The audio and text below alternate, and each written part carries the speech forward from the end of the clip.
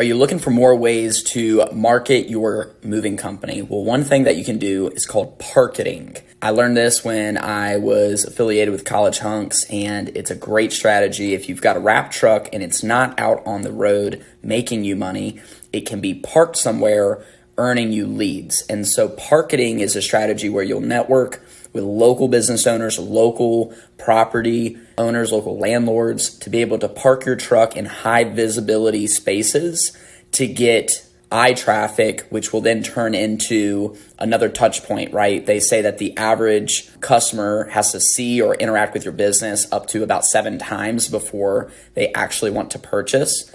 So parketing is a great strategy. If you already have your truck wrapped, go ahead and get it somewhere parked if it's not out on a job that day. Think about this for maybe some of your older trucks that are wrapped, but you're not using them as much. Great strategy, parketing.